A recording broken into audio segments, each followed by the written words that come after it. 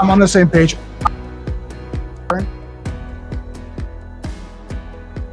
Jump to another meeting. We're on the same page. I'll have that conversation with him. Thanks. Bye.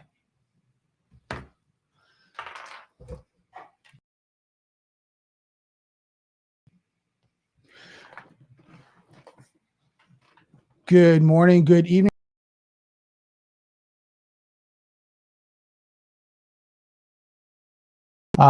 Really excited about this episode. There's going to be an Ask Me Anything. I just wanted to make sure. Just give me a second here. I'm told I am muted. Is my volume coming through now? Just want to check in, make sure everything's good. Okay, perfect. Yeah. So just wanted to say welcome to DailyCyber episode 278. Again, I'm excited. This is going to be an Ask Me Anything. I've got some topics I want to cover and discuss. I want to make sure that you guys get a lot of value and information. Plus, I'm going to share some of my stories and what I've been going through so you guys get some insight about what's going on in the industry. You know, what do you guys need to know? What do you guys need to be comfortable with? So grab a coffee, grab a tea, and let's hack at it.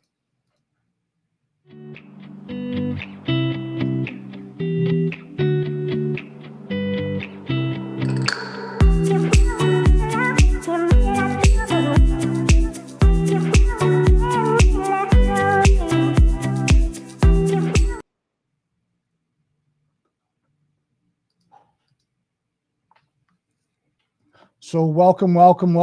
I see here I got some stuff popping up on the screen here. One of the topics I'm going to be discussing a little bit later. First and foremost, I want to check in with you guys. How are you guys doing? What have you guys been working on? How's things going in the cybersecurity industry for you guys? I know we're coming up on Q4, so a lot's going on end of year. Clients are looking at strategy planning, looking at their budgets, things along that line. Something I'm going to talk about a little bit later is how to really work on that. So I'd love to hear kind of what you guys are doing, how things are going.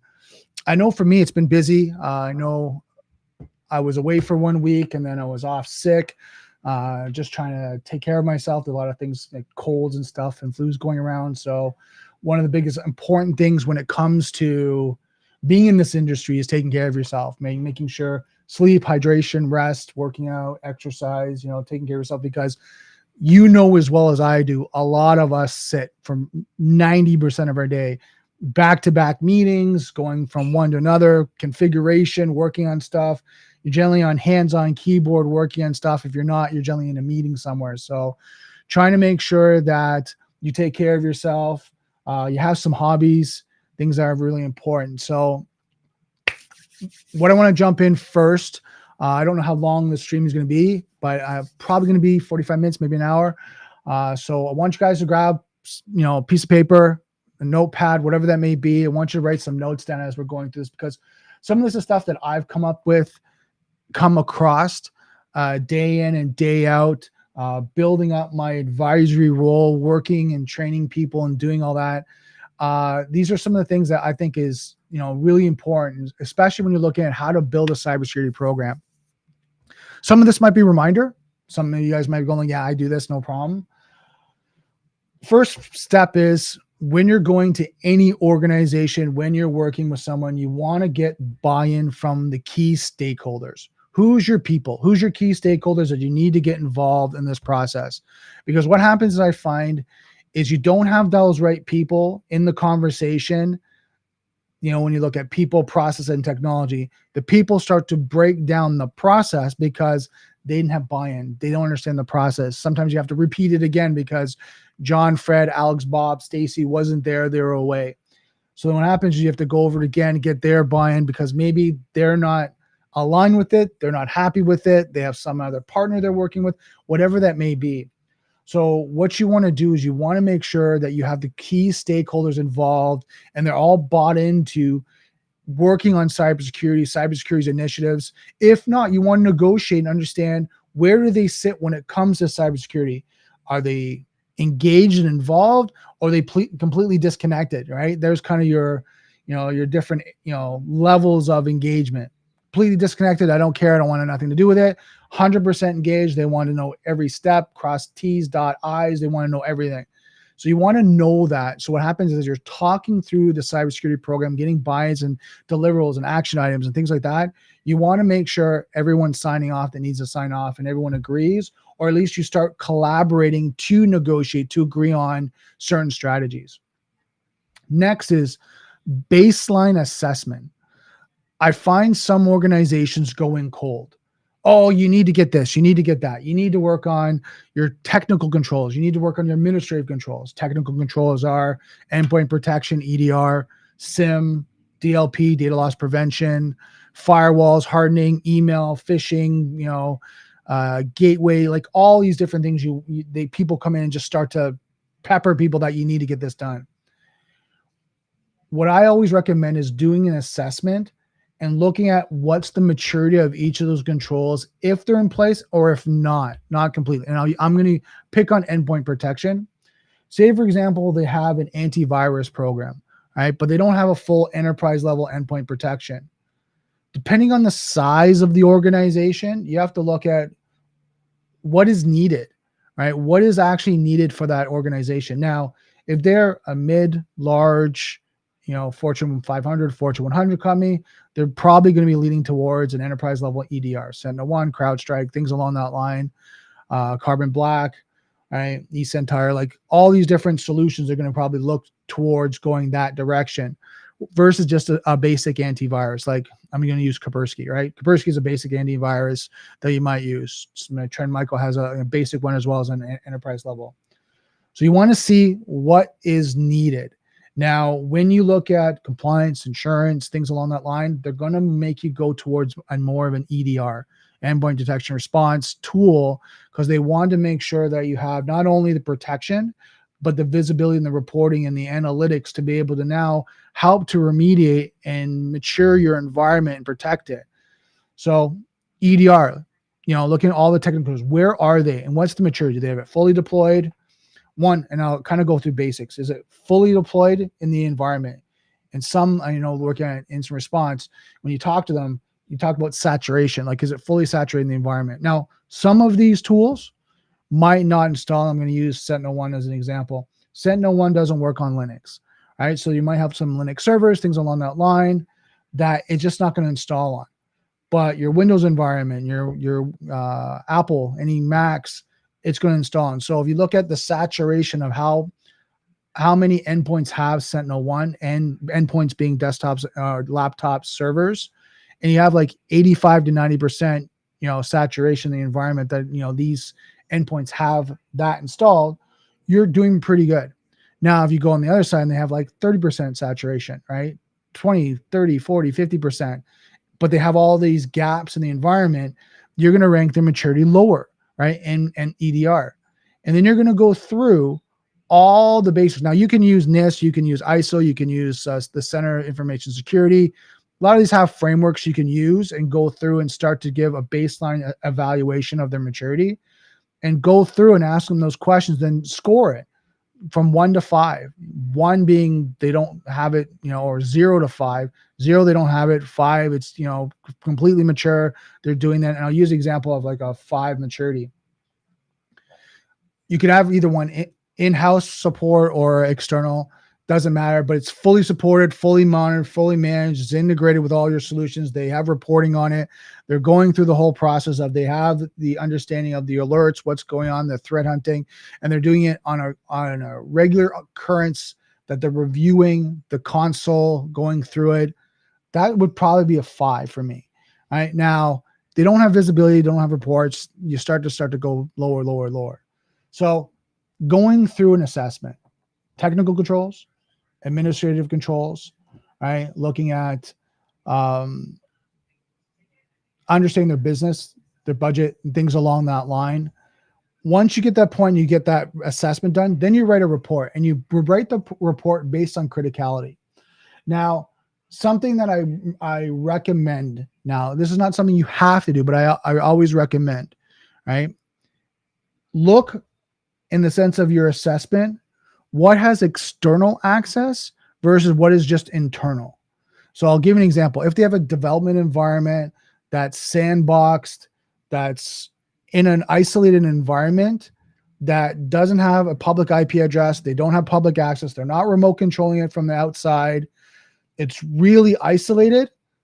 That now goes down on the priority of security vulnerabilities based on a server that has a public IP address, public access, they're remote controlling it, all over from their MSP, their MSSP to outside vendors, all are trying to get access to it and it's exposed.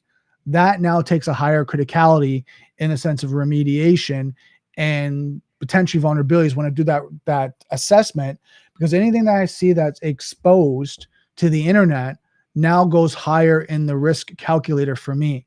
So when I start looking at servers that don't have endpoint protection, right, servers that are public facing, now it takes a higher priority for me that EDR needs to be one of the top priorities in criticality that what needs to be deployed.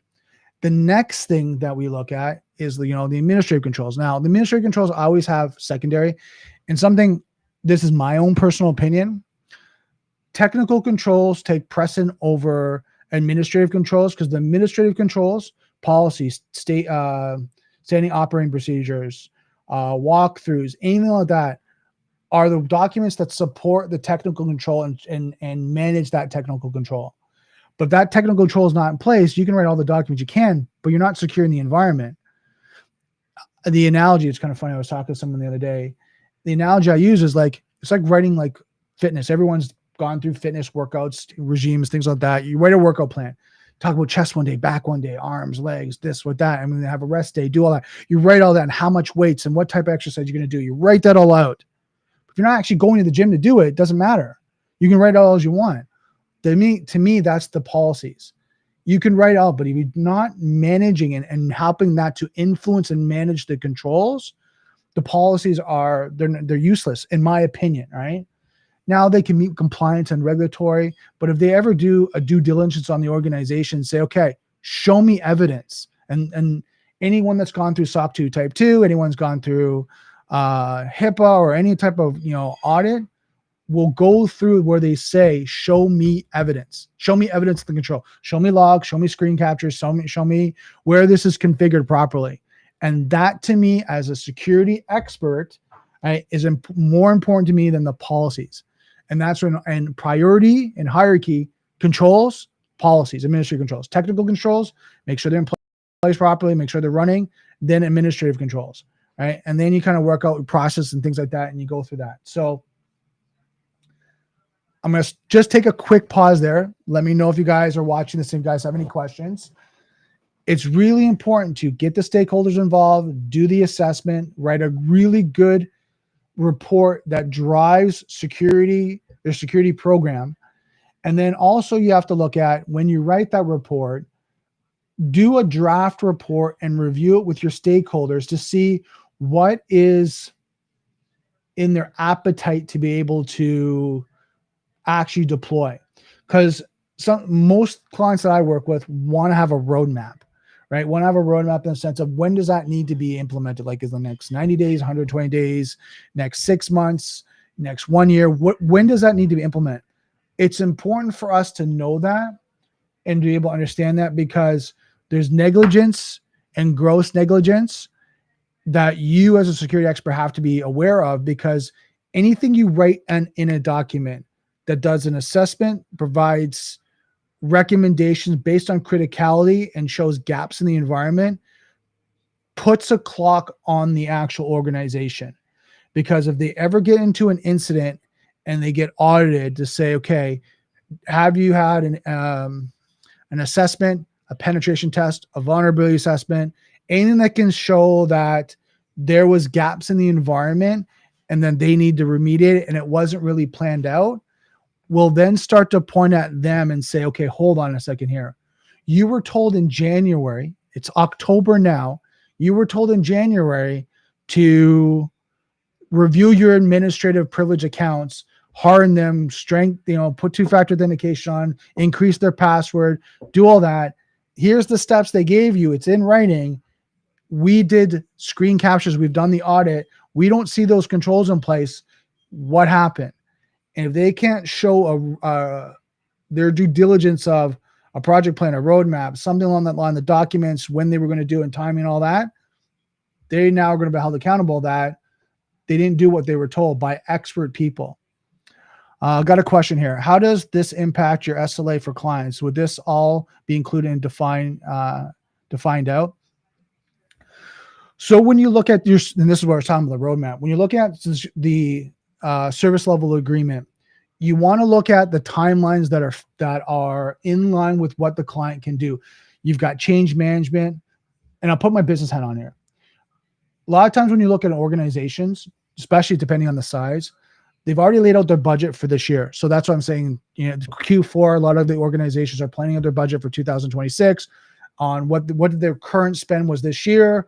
What are they going to invest in next year? How much are they going to increase? Are they going to go up by 5%, 10%? What's in the budget by the CFO that they can increase by? Or do they have to keep it status quo? Or do they have to do some cutbacks?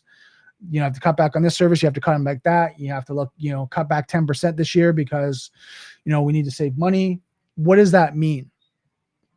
Right? In the lens, in the sense of financials, because you have to look at, does the financials align to what you're going to recommend? Now, this is CISO product development. A lot of times when you're looking at security development from like security analyst, all that, they kind of push. You need this, that. It doesn't matter. I need that. But when you're at that top level, you got to think about the business. You got to think of the financials. You got to think of your stakeholders. You got to think of all that before you start recommending too much, because it might not be in their budget. It might not be in their scope to be able to do. And then you put them in a position where they have to make hard decisions and defer out, get things changed, not do it, not recommend it. And this is why they're very strategic on when they have assessments, when they have, their pen test, their vulnerability assessments, to make sure it's aligned. And they do a lot of work through the year to be able to do that. Now, going back to the service level agreement, for my service level agreement, or when I'm working with them, I try to look at the remediation criticalities. Now, I work with them in the sense of, can it be professional services? i.e., can someone do it hands-on keyboard at no cost? So now that for an SLA, say there's a vulnerability of remediation, there's a configuration they need to do, they have in-house people or they have an MSSP on staff or as a vendor, and part of their hours they can do that SLA is going to be shorter, right? That's SLA is going to be that, can we do this, in the next week, 2 weeks? What's our timeline? That's going to be a lot shorter. Now, if they have to procure, and I use EDR, so you have to purchase license, do deployment, things along that line. Maybe they don't have EDR in the system or in the environment.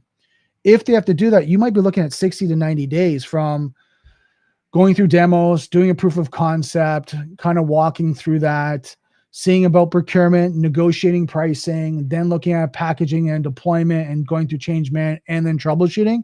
You can look at anywhere from 60 to 90 days. Now, don't get me wrong. I know in incident response, that's speed line because companies are like, I need it now. And then you're doing it within 24 hours or 72 hours.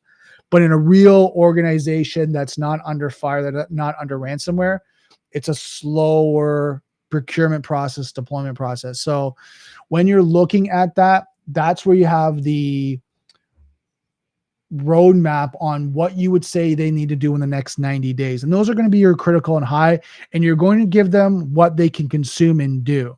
Because you want to be in line, because I don't want to sit there and go, and I'll use this example. You need to do a SOC 2 type 2. You've never done SOC at all, but you need to do a SOC 2 type 2, full configuration, be prepared and be ready for an audit within 60 days. It's not feasible. It's not realistic. You would never do that to a client because it just puts them in a bad situation. Next question. Sorry, just to clarify, there is no EDR from Microsoft that runs on Linux if I use Sentinel Defender. Can I send to Sentinel at least the S logs for Linux servers? So when you're looking at something, and again, this is a good question, right? When you're looking at a lot of the EDRs, right? Sentinel-1, Sentinel from Microsoft, or Defender, don't work. So yeah, you can look at taking, exporting the logs, putting them into some sort of SIM and having them alert. Now you'll have to fine tune the alerts, right? And things along that line to see, what are you tracking? Are you tracking authentication? You're tracking, access, you're tracking, uptime, downtime, things along that line. So you have to configure the SIM logs to be able to do that. So good question.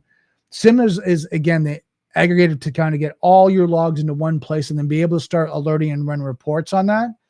That's why it's good to look at the solutions that don't have security controls in place that can run, having different controls in place that can monitor. Because the biggest thing when you look at security is do you have visibility, and are you reporting on that visibility and being able to look at the analytics and track it and see how you're progressing. Are you going downwards or are you going upwards? Are you improving the environment or is it getting worse?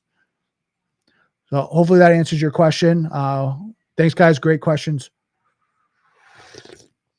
So stakeholders, assessment, report, then it's, looking at your planning, your roadmap, your planning, and getting everyone to buy in, making sure they have the right stakeholders involved, because you don't want to throw something across the fence either, and they can't do the work.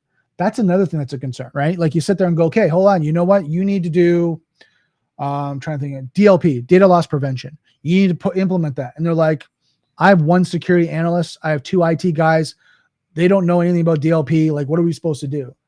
Right? Putting them in that situation. Now you have to look, okay, you have to get an outside party. You have to get professional services. Can you do training? Is there training, and are they going to be up to speed and be subject matter experts in that tool to be able to manage it properly, or are they going to miss something? Do you have to have regular hours of regular training? Do you have to have someone come in and assess it? So you want to be in line that you slowly grow the program over time, and it's not a sprint, it's a long distance race, right? You want to make sure you're maturing it quarter to quarter, every 6 months, year to year, that you can benchmark and look back at, hey, we started here, now we're here, now we're here, now we're hovering here, because that's really what we need to do, right? Now, this is the great thing, right? Is when you're there and you're maintaining, you're looking, how can we optimize? How can we do innovation? How can we do certain things? So it's really important to look at your tracking of your analytics to make sure it's in line where you want to go, and it's not deployment and can't manage. Next question is, try Hack Me a good place to learn hacking, or do I need to learn other things before starting to learn hacking? Great question. I recommend, once I jump off this subject right now, I'll answer that question. If you guys have any questions about off topic, try Hack Me, things along that line, let me know at the end. I'll go through kind of all my topics, because I want to make sure we get this all covered, because a lot of it is kind of things you're going to need to know. And then at the end, what I'll do is I'll go through ones that you guys are talking about, training, development, things along that line. So any questions about, how to build out a cybersecurity program? This is important, because if you know how to do this and you know how to negotiate it, you're really going to have a strength in having conversations with the team, senior leadership, your stakeholders, your outside partners. Just because you want to make sure you understand how to build it properly and have the foundation. And then what happens is you'll be able to repeat it and show results, right? It's so important. And that's why I wanted to bring that up, because again, we're coming to Q4. People are going to start to have these conversations, something that I want to make sure you guys are ahead of the game and you're starting to have that conversation. Stakeholders, do your assessment, report based on criticality, right? And be able to implement, having a roadmap, look at your roadmap and your deployment, and then look at budget and financing, right? Make sure it's aligned. So I'm going to jump to the next topic. All right. If you guys have any questions about that, let me know. So one of the things that we're seeing, right, is, the human attack surface. I'm seeing this more and more when we're looking at, how organizations are now looking at phishing campaigns, social engineering, things along that line. And we talked about this. I've talked about this time and time again, is it's increasing the quality. Now, I'll show you an example here. You're starting to see on Facebook, social media, better campaigns, better marketing, better ways of getting people to click on something, right? Or to go somewhere. From text messages, video calls, deep fakes, you name it. It's coming to the point where unless you physically know the person, you got to be very careful on engaging, interacting, because you don't know if you're gonna get compromised. Now, I'm not saying this to scare everyone to do it. It's just awareness. It's awareness of what are you clicking on? Is that email? Is that text message coming from someone that I know? Is it valid? Is it a valid message? Or is it something that red flags, you kind of got your spidey senses going off, you're kind of feeling tingling like, hey, that's not right. My main point here for everyone from CEOs down to help desk analysts, if you don't feel right about something, take a step back. Take a step back, do your due diligence, check it out. There's nothing wrong in not responding right away. And I know, a lot of us have this. I have it as well. Is this urgency? Oh my God, somebody text me, somebody email. I got to respond right now. I got to get on the keyboard and do that right now. And then I'm learning for myself is, okay, don't respond right away. Take a break, walk away, come back, look them up, look up there. Like I had an email this morning, someone saying, hey, we can clean your office, right? We do office cleaning. We're in your area. I'm like, at first I want to respond back and just say like, okay, hold on. Like, I don't need office cleaning. That's fine. Thank you so much. But then I was like, hold on. Let me look into this email. I find out the email's coming from the UK. The person's not on LinkedIn. The company's not even up there. Like, oh, okay, well, time out. Like, yeah, I'm going to report this as spam and then delete the account, right? Delete the email. But things like that, I would have responded to. I would have, no, I'm not interested. But what else is going on? What information? Are they trying to say it's a valid account? Are they going to start going at it? Like, what is that? So immediately I just deleted it. The next thing to think about, and I'm going to go through, I got a little bit of a checklist here I was writing out before. So one of the things I want to talk about is humans are the new perimeter. So you think about that when you hear that. Humans are the new perimeter. What do you think when you hear that? And I want to take just a quick pause, give you guys a second to answer that. But when you hear that, humans are the new perimeter, what does that show you about how we've evolved with technology? All right. It's kind of really important to have that thought process. And it came to fruition for me is when the pandemic hit, right? About the new perimeter, where the access points are. Where's that? So I want you to think about that. Right? It's kind of really interesting because when you start to look at what the new perimeter is, it really, really changes your mindset of security and what you need to protect.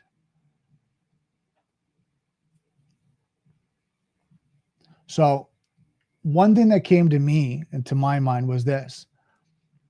When we were setting up networks and when we're kind of looking at, you look at the perimeter. Perimeter is normally where your firewall is, your house is, and your house meaning your company. And you normally have, your firewalls, everything's behind your firewall, right? And you might do defensive detection layers and firewalls and things along that line. But what happened was when we had the pandemic, people started working from home, right? And they started working from home. They started working more off their mobile devices. They started working on, their tablets and things along that line. So their perimeter now becomes wherever they're working from, right? It could be Starbucks, hoteling suite, a hotel, their home office, whatever that may be. So now you have to think about what's the security in all those areas at their home, on the devices, how they connect, right? Are they using VPN? Is the device secure? Or are they using the device because their kid now gets to use it to watch videos, play games, things along that line while, they're not using it? Like, you really have to think about how you're protecting the perimeter in the environment, right? It's so important right now to keep your mindset. And it's interesting. I was working with a client about doing a topology, and you look at this and then trying to draw out, when you first talk about network topology, a lot of times they draw out their internal environment. I've got, this goes out to the cloud, but then use your firewalls, and this connects to the internal environment. We've got switches and hubs and things like that, but the people there. And you go, okay, great. How many remote users do you have that work from home? Oh, we have X amount. then you go, hold on a second here, but how are they secure? Is it a company laptop, company desktop, right? Is it, are they going through a VPN connection? Like, walk me through that security. And you can kind of see people don't connect that. That's part of their environment. Each employee's home now is a new location that they have to think about when it comes to security. One of the questions or comments come out, I've heard that cloud is the new perimeter. 100%. It's another area, right? When you're looking at Azure, right? You're looking at Microsoft Azure, look at Amazon, you look at Google, all these clouds. 100%. It's a different area of a perimeter that you have to protect, right? Some of the organizations that I work with have platform as a service, software as a service, things like that, and they have clients in their environment, things like that they're protecting. So what happens? You got to think about, how are you connecting? How's customers connecting? How are you connecting? Your support people, or do you have third parties connecting? So you really have to look at, and then that environment, they could have their Active Directory, they could have their servers, they could have their databases all in the cloud and managed, and then connected through the environment, which they might not have on-prem hardware, in the sense of servers might not be on-prem. They might be all in the cloud, right? So 100% totally agree with that. Human as a perimeter, talked about phishing. Awareness training, something that I think every company now is starting to do and being more mature on, is cybersecurity awareness training.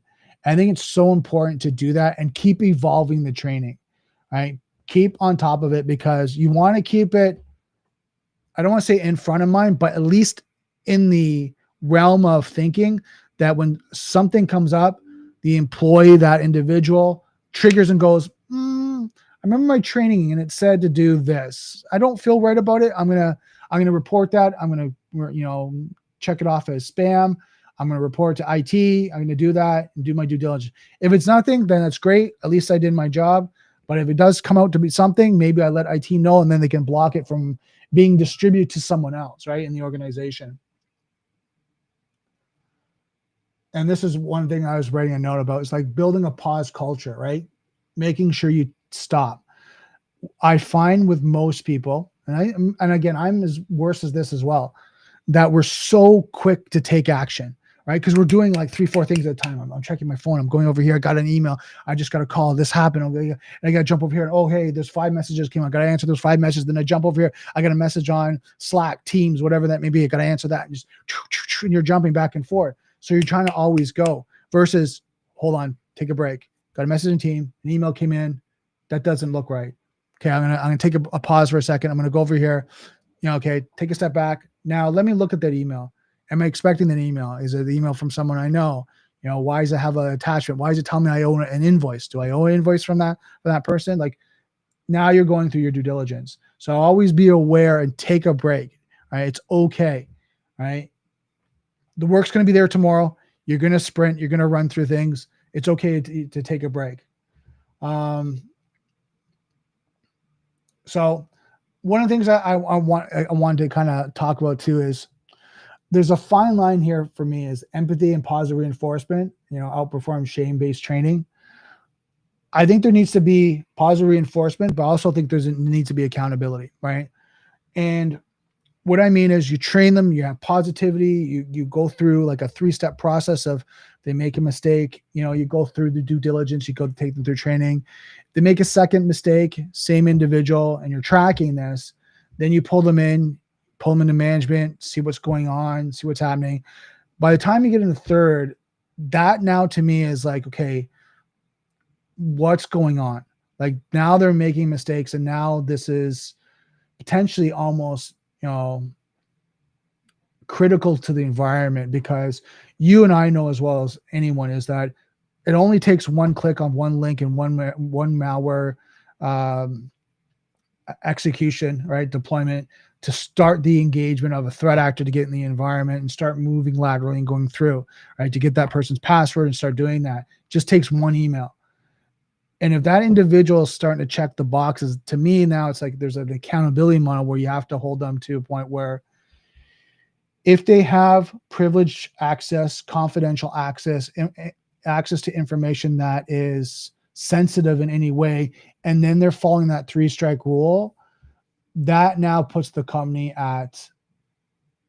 has liability for the company and risk for the company, because if that person gets compromised, the company gets compromised. Now, if someone has no privileges, no access, or very limited access, and doesn't really have escalated privileges or confidential information, the next thing I would say is at that point is see if you need to readjust their role, right? See if you need to help, see if they need some time off, like kind of be sensitive that way. And that's where the empathy comes.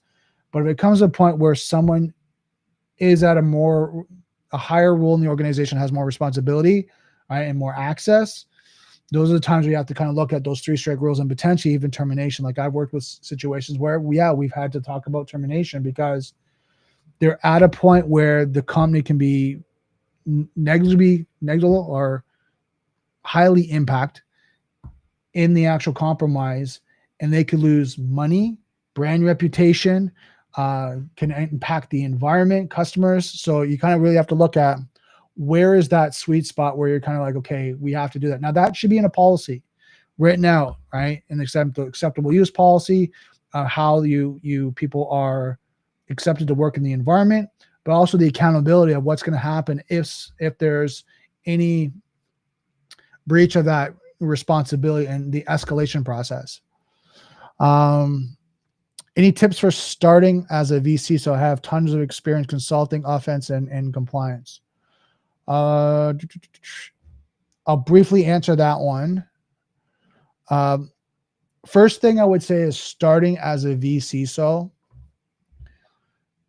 you got to have background, and Neil helped me with this. You got to have a background in the technical environment of cybersecurity, right? You got to understand technology, network, data flow, how the environment works, how things are configured and set up. So you have to have that technical knowledge, right? And that really helped me when I was going through IT. I had the technical knowledge on that side. Then I went to sales, which helped me with the cybersecurity controls. But then when I went to incident response, then it really helped us to understand how things are applied, deployed, and what works and what doesn't. So you really have to have that technical background. Next is you have to have the soft skill. You have to have advisory. You have to know how to consult. You have to know how to work with clients and be able to consult with them, advise them, best practice, what to do, work with them, and be a collaborative partner. This is also on that soft skill. You have to understand business. You have to understand finance, right? You have to understand organizational structure and roles and responsibilities, board of directors. Those are key areas to know. Now, one thing I also would recommend is there's larger, even some mid-sized companies that do advisory type roles, is to get in that role as a junior advisor and start working underneath someone and get some mentorship, right? How do they do it? How do they plan it? How do they strategize? Now, I know she said I have tons of experience consulting offense and compliance, but do you have program development? Do you have business background, right? Because coming in as consulting of the offense and then compliance, it's great knowledge, experience, but how do you work with that, understanding the business objectives and what they need? And then can you do it in a strategic way? And I don't know your background, and I don't know if you can do this, but can you do it in a way that strategically works with their initiatives and their deliverables, so you're in lockstep with them versus security is here, the business goals are here, and it's not aligned or connected? Good question. Next one I wanted to bring up is zero trust. Now, when you guys hear zero trust, what do you guys think?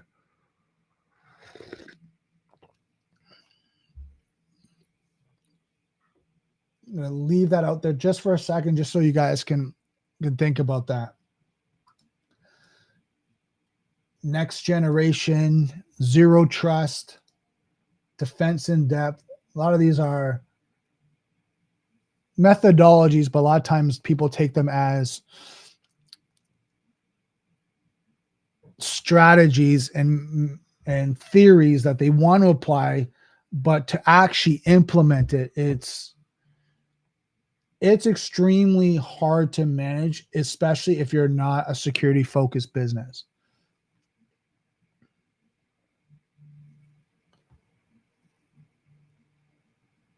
So thinking this way, wanting to kind of throw out zero trust, because I get some clients that talk about zero trust. You know what? I want to do zero trust. Zero trust is so important. We're going to do zero trust because another colleague or friend told me that, there's zero trust and we need to be zero trust as well. And this compliance is saying we need to be zero trust. And I'm like, okay, so what does that mean to you? What does zero trust mean? Right. And they're like, well, you lock everything down. No one has access and all that. I'm like, to a point, like I get the theory behind it, but at the end of the zero trust is you basically don't trust anyone that's authenticating in the environment, and you're continuously verifying that individual through their logging in, through their access, through what they're accessing, from data to privilege access to accounts, whatever that may be. You're constantly validating that. You're constantly monitoring that, and you're always going through your checks and balances. So if you want to have a zero trust environment, can you do that? Do you have the team and tools in place to monitor that ongoing and be diligent about it? I could say, I have zero trust for my Active Directory, and that's what zero trust is, and that's all I have. Okay, great. When's your validation? When do you run the logs? How many times do you monitor the logs? Do you have a point where every time someone is at their time's out, they log back in, a two-factor authentication? Are you going through that process over and over and over again? And are you logging that and you're tracking that? And you're running reports on that to make sure? And they're like, most small to mid-sized companies will go, no, I don't have time. Like, we get logged in the SIM. We make sure that if anything that is suspicious or malicious gets flagged and monitored and all that, and we get alert about that. For something that's, geolocation, if someone from Russia logs into our company in Texas, right, and tries to get access to the Active Directory, we'll get flagged about that. I'm like, but what about everyone in Texas? Do you log that, monitor that, make sure you're tracking that, and you're going through the logs consistently and alerting for that? No, we don't do that, but we do log and say if maybe it's behavioral analysis. Like if Johnny is logging in from 9 to 5, and all of a sudden in the, one day at Saturday night, he's logging in at 2 a.m. from China, we'll flag that. But that's geo-blocking as well as behavior analysis. So going through zero trust, I tell people that work towards more defense in depth. Then start to look at your zero trust and where you can implement as a hybrid approach. Maybe there's some areas you can do it, some areas you're not going to be able to fully execute for the whole organization. But maybe there's areas you can do zero trust and you can do a good job of it. The principle of never trust, always verify, and what it looks like in practice. Why must zero trust why most projects fail? Lacking leadership and understanding of cultural resistance. Right? And that's, again, like I'm talking about, can you implement it throughout the environment? Start small. This is what I was talking about. Identify, devices, identity devices and network segmentation before enterprise rollout. The human factor, how users friction can kill adoption. So again, with zero trust and like that, they keep logging, they keep authenticating, people are going to get frustrated, right? Integrating zero trust in hybrid work and legacy systems. Metrics for systems reduce attack surface. MFA covers lateral movement detection, and to communicate zero trust benefits in the business terms, risk reduction, agility, and resilience. So kind of a high level of zero trust. I wanted to talk about that because it was really important as I start to talk to more organizations, get there. It's a key word that keeps getting flagged and pulled out. It's like zero trust, zero trust. We need to do that. We need to do zero trust. And it's like, okay, what your maturity is not, go back to the assessment. You don't have your endpoint protection fully saturated. You don't have this endpoint. You don't have this. So now you're trying to go to zero trust, but you don't have complete monitoring of the endpoints or your servers. So until you do that, you have to kind of make sure you have a solid baseline, right, of your security. Let me know if you guys have any other questions about that one. Last one I want to cover today is cybersecurity storytelling, turning data into board decisions. Okay, so this is for my analytical people here, the people that are data-driven, reports-driven, the ones that create a board-level report, which is 75 pages long of just charts and data and just information. I don't know how many people here have been in a board meeting or been asked to go speak at a board meeting. It's very rare that you'll get more than 10 minutes on a board meeting. I want to throw that out there. I've been asked to come speak, answer questions and all that in several board meetings. And a lot of times it's, Brandon, tell us how we're doing. You're doing this. They matured, they moved up that. Great. Thanks so much. We have 2 questions. What about this? What about that? What are we working on this year? Okay. Thank you so much. Next. And you're like, I'm done. Like, so these long data information that you have is good for them for review later. It's good for them to be able to consume if they have any questions. It's good to provide them ahead of the at a time too, because a lot of times they'll review it and they'll want to highlight certain points. But what you want to do is you want to tell the story of how the data is showing how you're maturing your security posture. And there's some, hopefully, knock on wood, everything's maturing, it's moving in the right direction, everything's kind of improving, but there might be some roadblocks. There might be one that you had a compromise, you had an incident, this has happened. And you have to tell that story as well in the board, because they're going to want to know, okay, so what happened? Well, John, like a threat actor got in through this person's account, we reviewed after doing the debriefing. We saw that that person was going to a site that they shouldn't have gone. They provided their credentials. When we got notified that the threat actor got into the environment, we did X, Y, and Z. The team was very efficient in what they did, be able to respond, contain the environment, be able to get the threat actor to the environment, reset the account, all that. Lessons learned is we got to do more education when it comes to cybersecurity with training. We got to look at where our individuals are going. We're going to block some sites. So you tell that story of what the challenge was, what you did, and then lessons learned and how you're going to improve it. And it's very important to have that skill to be able to do that, because they want to have confidence and trust in you that you know what you're doing and you're moving the needle forward. And then when a situation comes up, yeah, it's going to happen. How did you handle it? Did you handle it relax? Were you able to control the environment? You were able to contain it? Was the impact minimal? Right? Did they have any challenges in the sense of brand reputation, affecting customers, time out, whatever the time outages in the sense of the servers were out, the network was down? If you're able to have minimal impact, tell the story on what happened, what the team did, and then how you guys are going to improve.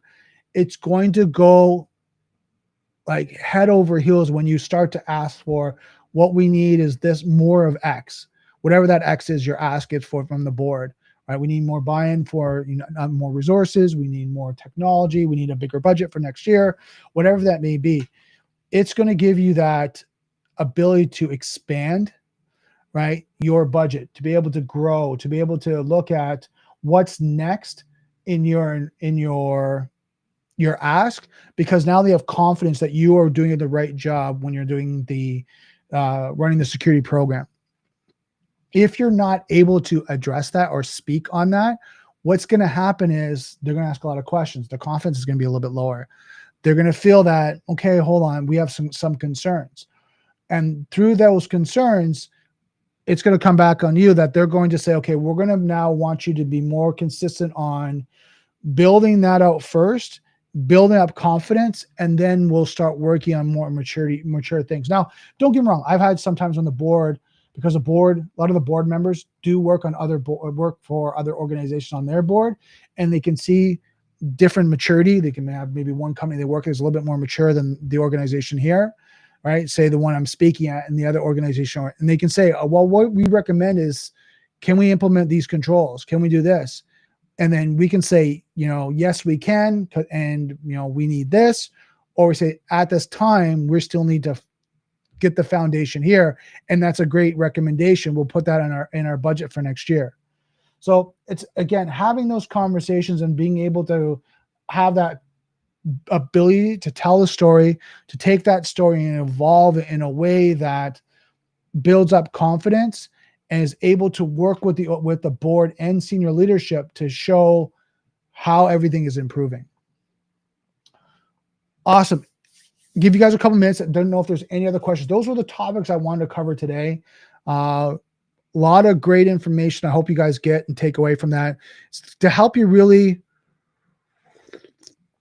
look at the life cycle of being an advisor, working with an organization from start to finish, from starting with the program to now explain the program at the end. Now, I know there was one question here. I'm just looking at here.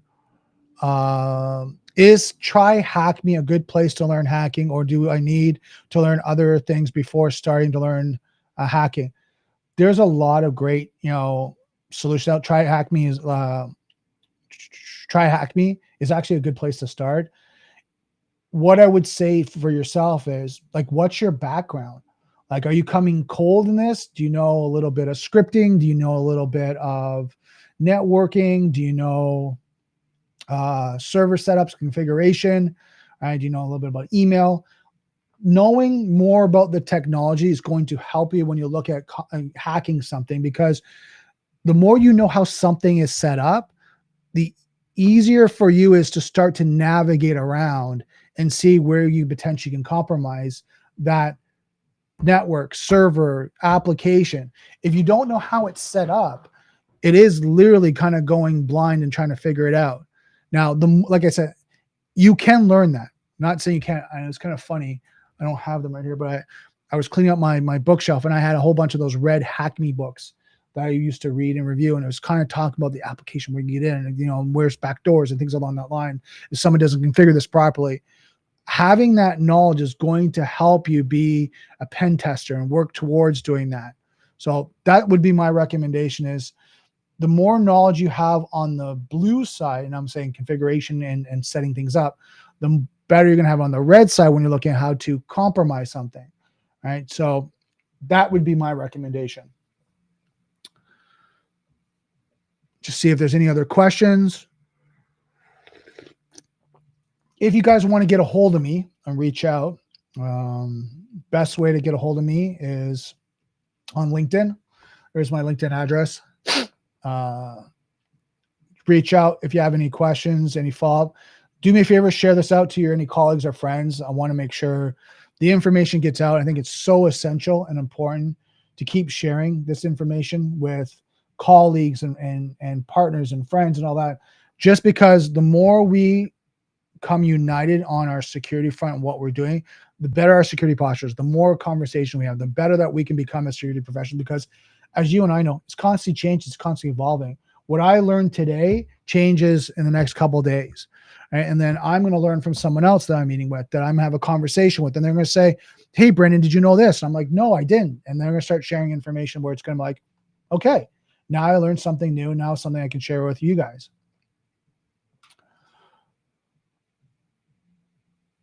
Awesome. Well, I don't think there's any more questions. I'm going to leave it at that for today. Thank you so much, guys, for coming out for Daily Cyber. Don't forget, software is hackable. Being connected is vulnerable. I'll see you next Daily Cyber.